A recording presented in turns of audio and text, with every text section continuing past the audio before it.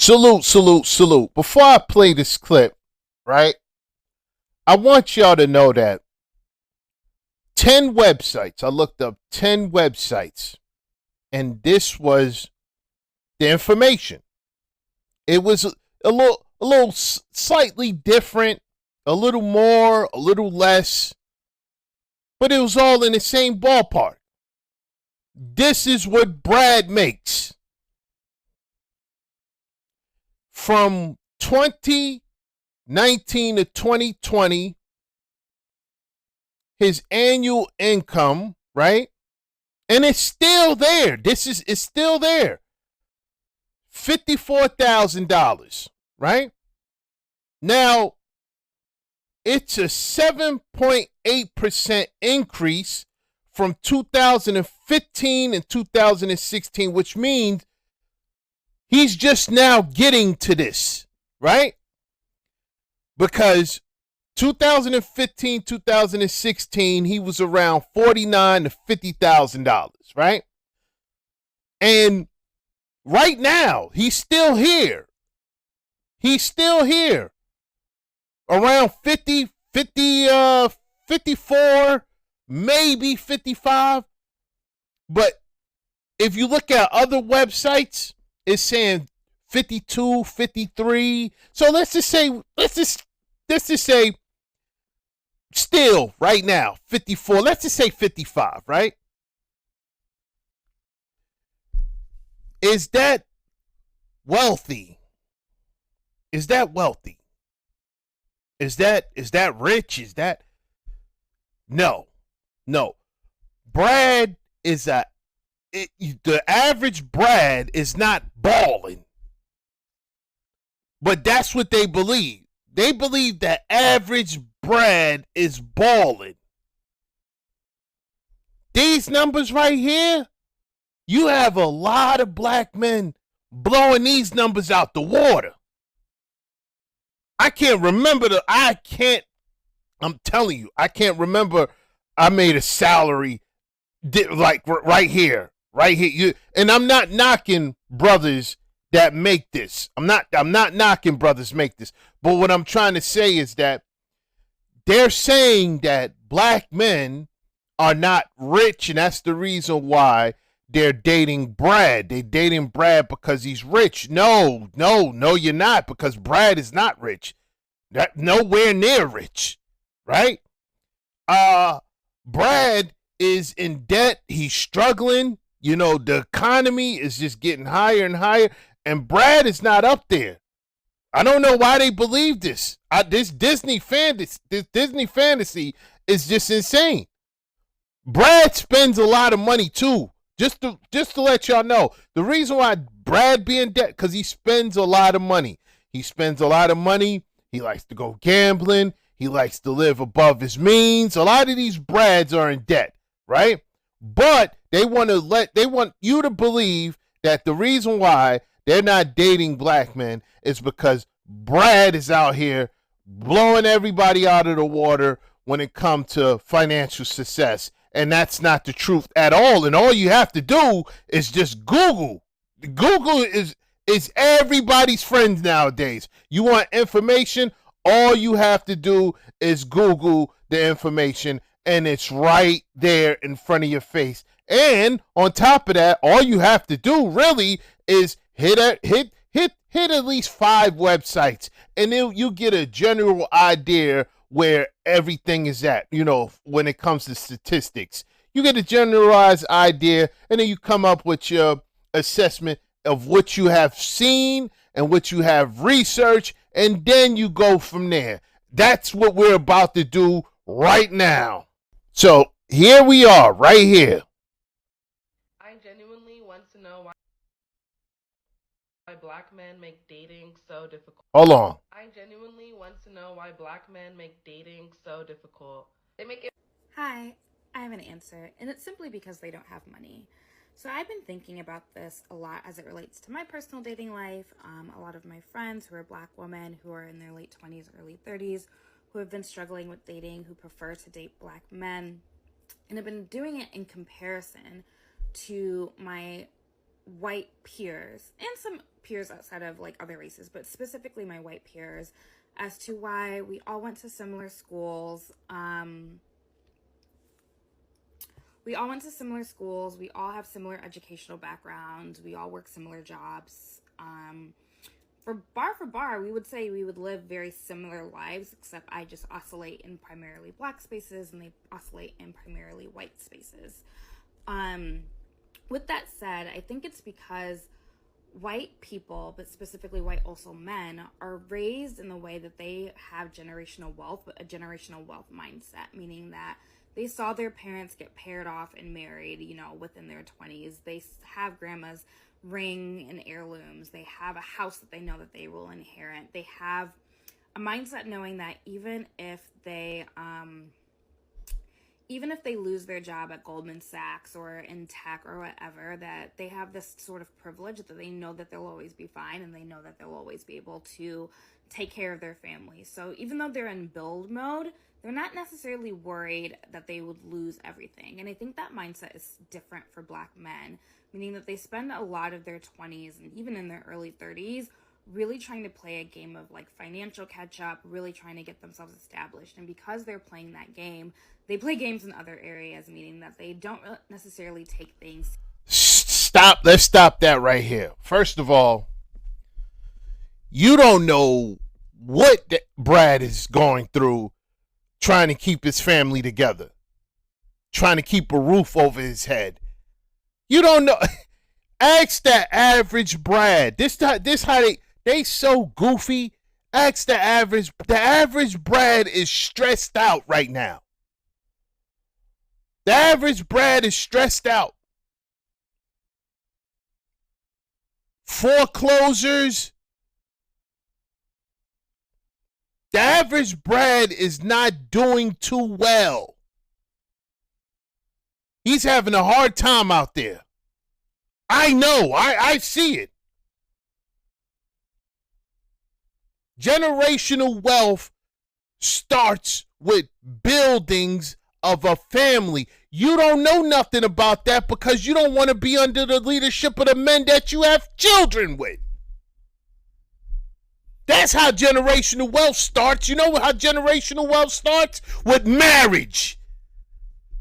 Something that you're at the bottom with. Generational wealth starts with marriage. Yes, it does. Because when you under the leadership of that man, right? You are under his leadership, right? And y'all married, right? After you get married, then the building starts. The real building starts. The real building starts.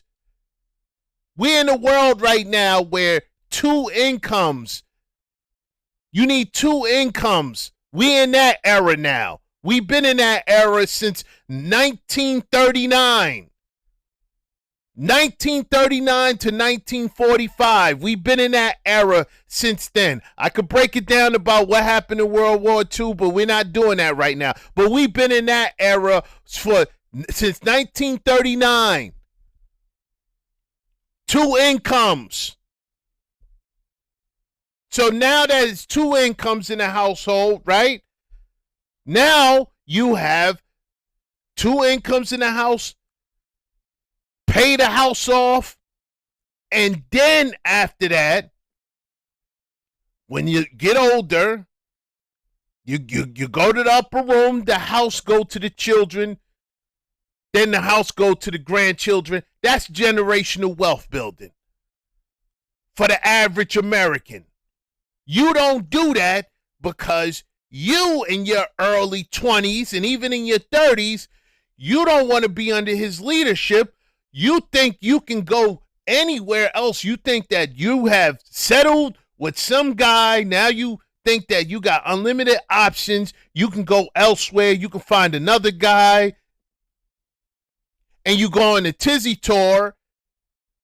And now you have another child here, another child there, a couple of baby fathers.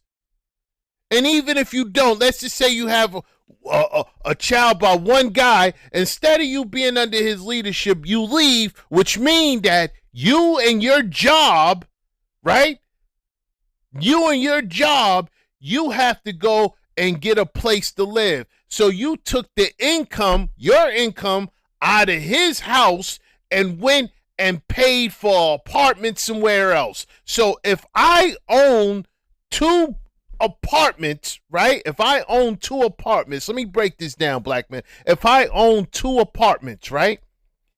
And there's a family, right? And they live in one of my apartments.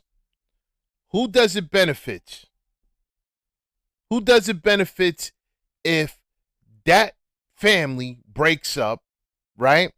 And she moves into my other apartment.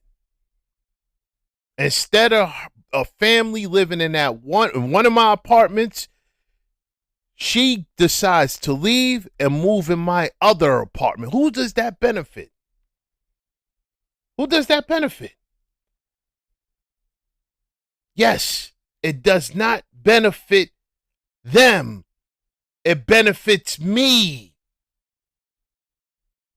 So now there is no generational wealth. There's no generational wealth because you decided to leave. Now that you left, his resources, if he decides to start another family, his resources is going with that family, with those children that he made, and your children that you had with him. They don't get anything passed down to them. They don't get anything passed down to them, and it's all your fault. Let's go. Being seriously in terms of getting married, having kids, buying a home, starting family, because those things require money, and if you don't have it, they're not necessarily going to, I guess, just take those things seriously. And again, I was just really thinking as to like why I'm in my late 20s. A lot of my friends are in their late 20s to early 30s, and we're still like dating and on dating apps and dealing with games and all the shenanigans that come with dating black men. But then when I look at the Jennys, the Tiffany's, and the whatevers of the world, a lot of them who I have worked with or work with, why they all, ironically enough, got engaged all at 27, 28, around the same time. And it felt kind of like sorority-like, very systematic. And again, it's... No, it's not sorority-like. That didn't start in college. See, they don't know. They gone. They gone. This has nothing to do with college. Even though if they do go to college, right, they tend to get married while in college. No, that's just how they are. They weren't going to college before the 30s and 40s, and they started enrolling in college, right, heavily around the 60s. Before that, they wasn't going to college, and they were still getting married. It's not a sorority like. It's what they do. It's how they were raised. See, Jenny and Becky and Maria, they don't look at the guy and think, oh, I need him to make 6 figures and better before they start building with him. No. They get those guys early. So you saying they marry at 27, 28, right? What guy that they marrying, which is around the same age, is making 6 figures at 25, 26, and 27? No. The average Brad is not making that at the age of 45. I just show you from 20 to 59, right? Their money don't climb heavily. No. That's just where they at. When they get married at 27, 28, 29, if they do get married, they marrying somebody making around 35, 40,000, and then from then on, it climbs. Before you know it, he's 40-something years old, and he's making 45 to 50,000, and then maybe a little more, around 52,000 later. That's the math. That's what's happening out there. That's what's happening out there. What is she talking about?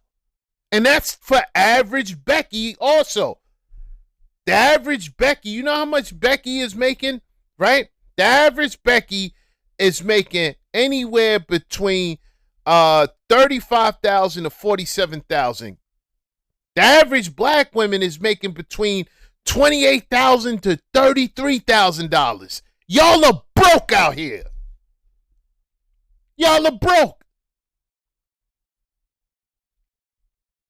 And the men that you're choosing to deal with, right? The men that you're choosing to deal with, they don't take you serious. They see how your life is. It's chaotic. And you don't think black men that you deal with don't smell the Brad worship on you? Soon as they meet you, soon as they talk to you, they can hear you. Because all you do, but you can't help but to big up Brad and Becky. You can't talk. You can't stop talking about how close you are to Becky, how you work next to them, how you went to school with them. You don't think black men intellectually look at that and be like, yeah, okay, I'm good on this self-hatred. I'm good on this. I'm good on this. They good on it. It's that peer influence around them. If they see all their friends doing the things, and this goes for men too, they're going to go do those things as well. If they saw their parents do it, they're going to go do it as well. And I don't think black men saw it from their fathers. And they also didn't necessarily and don't necessarily see it from their peers around them. So they don't also feel kind of that social influence to do those things, especially for black men in major cities like a New York, LA, a Chicago, a Miami, maybe even Houston. Maybe in the South it might be a bit different. But yeah, there's more I can say on this, and I've been doing a lot of research. I'm actually going to write an article about it, just the differences and nuances between being a black woman dating versus like my white contemporaries and their dating experiences. But yeah, the one factor that it boils down to is money. And if you don't have it, you're not able to progress forward in dating. I genuinely want to know why black men make dating so difficult. They make it. Hi. First of all, when you look at, that's why you got to pay attention to what you're looking at, you know. She got the Aunt Jemima scarf on, you know, the Medicaid glasses, the costume jewelry around the neck.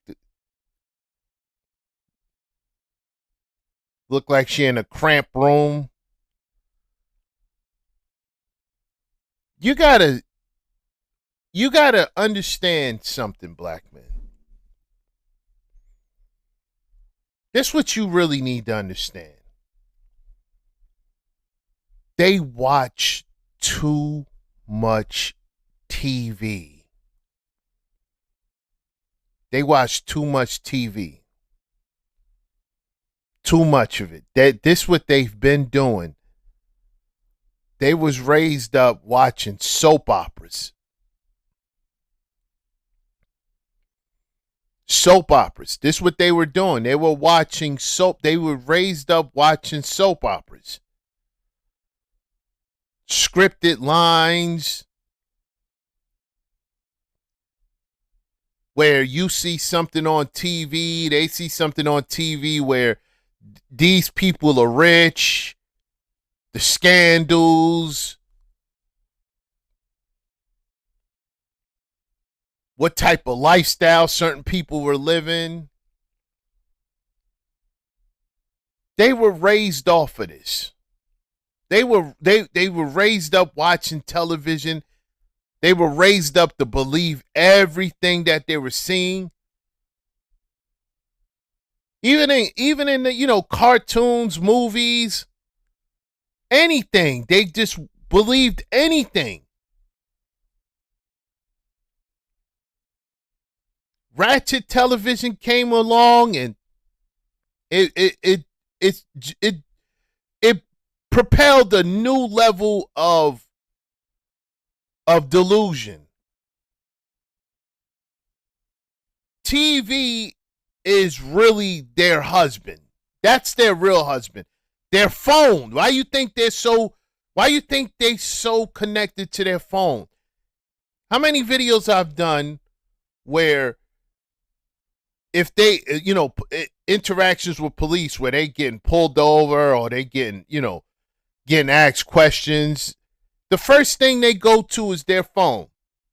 They're holding their phone, not to record. This is what's crazy. Not to record the situation that they're in. I could understand that if they start recording.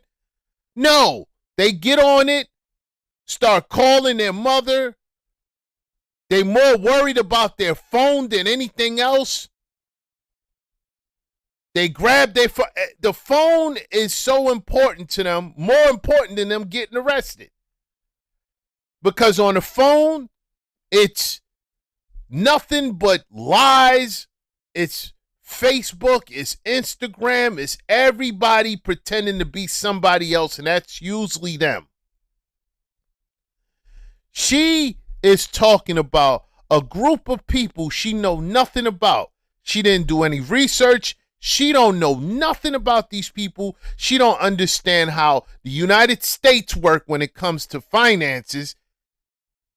She don't understand anything about buying a house. She never bought one. You could tell she never bought a house. She don't have any money. She up there complaining about money because she has none. She don't know anything. Never owned no property. They don't own no property. They don't own nothing. And the property that they do own is, it's getting foreclosed soon because they can't keep up with the payments. How many videos I show where they can't keep up with the payments? They're the most evicted. That has nothing to do with black men. They're the most in debt. That has nothing to do with black men. Goldman Sachs. So that's where Brad works at? That's where the average Brad works at Goldman Sachs. And even if they do, what position do they have at Goldman Sachs? So everybody that work at Goldman Sachs makes six-figure or better. They don't know what they're talking about. That's why when you see things like this, you have to call it out. The average Brad right now makes between $52,000 and $55,000. That's what he makes, the average Brad. Where's the rich? Where's the wealthy? There's nothing wealthy at all, and generational wealth only happens when two incomes combine under one household, right? And I'm talking about generational wealth for them. For them. If they want generational wealth, it starts with them getting married. What I'm saying here, what I'm ultimately saying is they don't know anything when it comes to research. They don't really do any research, but it's not that Brad is rich. It's not Brad that's rich. Brad has more money. That's their justification for wanting to date Brad. It's just that he's a Brad. That's all it really boils down to.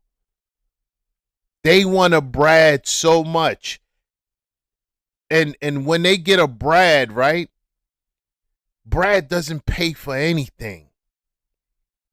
Brad doesn't pay for anything. And as far as research on them getting married to Brad, the numbers are so low that if you want to look up the statistics, you have to dig deep. That's how low the numbers are. The numbers are so low. The numbers are so low. We're talking about 1.5%, 2%. They're so low. You got to dig deep to find those numbers. Because Brad is not checking for them. Damn! Brad is not checking for them. So while she's out here chasing Brad, right? Brad may take on the Tizzy tour, and this is what usually happens. Brad may take on the Tizzy tour, and they'll take them on the Tizzy tour until their 20s, to their 30s, and by the time they 35, 36, 40 years old, they look around, realize Brad didn't marry them, and now it's our fault.